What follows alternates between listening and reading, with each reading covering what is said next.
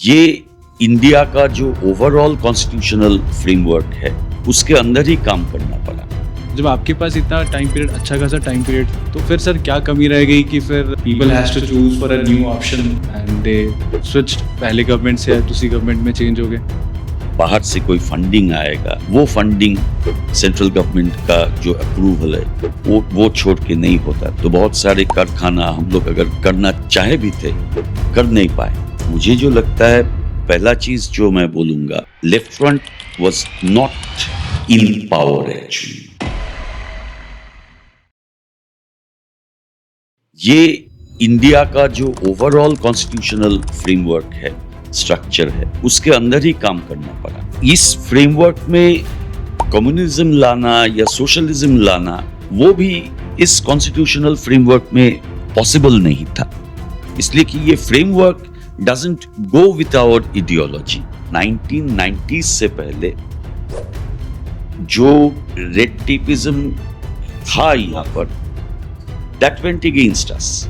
1990s तक कोई अगर कारखाना आपको करना था, बाहर से कोई फंडिंग आएगा, वो फंडिंग सेंट्रल गवर्नमेंट का जो अप्रूवल है वो छोड़ के नहीं होता था। तो बहुत सारे कारखाना हम लोग अगर करना चाहे भी थे कर नहीं पाए।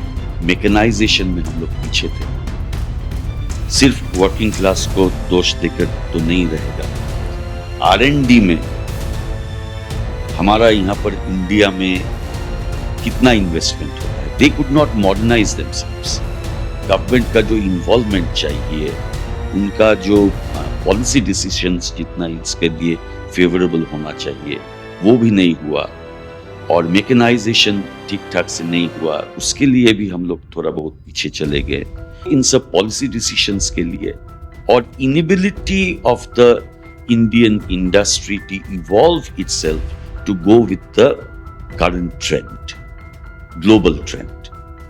जितना ये नियोलिबरल इकोनॉमी जितना आगे जा रहा है, इसमें जो कॉन्सेप्ट्स आ रहे हैं, इसके साथ गवर्नमेंट्स का भी कॉन्सेप्ट्स चेंज होता जा रहा है। तो इसके ऊपर खड़ा होके एक गवर्नमेंट को हमारा जो सोच है वो पूरा इम्प्लीमेंट करना मुश्किल है। स्ट्रक्चर भी चेंज होता गया। यहाँ पर आदमी, हम लोग जैसे ऑर्गेनाइज सेक्टर में जो हम लोगों का ट्रेड यूनियन मूवमेंट का जो पेनिट्रेशन था वो थोड़ा वीक होता चला। कहीं कहीं शायद मिलिटेंसी था इसके लिए वो, लेकिन बड़ा ट्रेंड का अंदर नहीं है।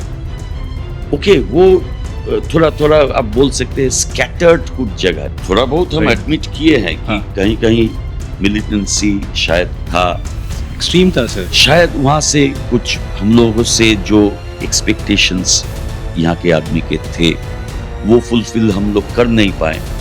शायद सोच ऐसा था एक कम्युनिस्ट पार्टी ऐसा काम करेगा, वैसा काम करेगा, लेकिन सभी का परसेप्शन एक नहीं है। कहीं शायद परसेप्शन में कोई जो हमारा समाज का जो परसेप्शन है उसमें वो हमारा जो आइडियोलॉजी है हम लोग जो डिलीवर कर रहे थे उससे सेटिस्फाइड नहीं थे। अब देखिए कॉर्पोरेट मीडिया बोलिए, huge amount of money perhaps was involved to topple this government, maybe to a certain extent. So it was part of a larger international conspiracy, international leaders, Hillary Clinton भी आप लोग जानते हैं, याद है शायद, बंगाल में आए थे। तो ये जो कॉन्स्पिरेसीज है वो भी एक मेजर फैक्टर था।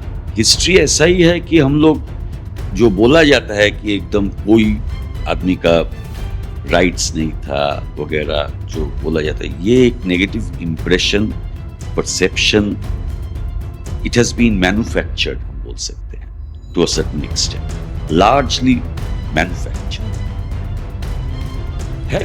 कुछ था, ऐसा नहीं कि नहीं था।